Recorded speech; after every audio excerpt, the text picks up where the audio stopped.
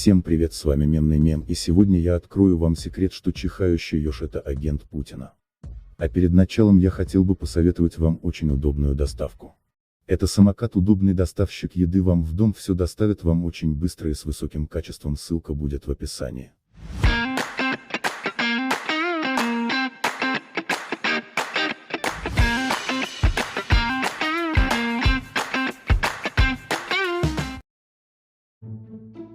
Этот еж, а еж — любимый питомец Путина.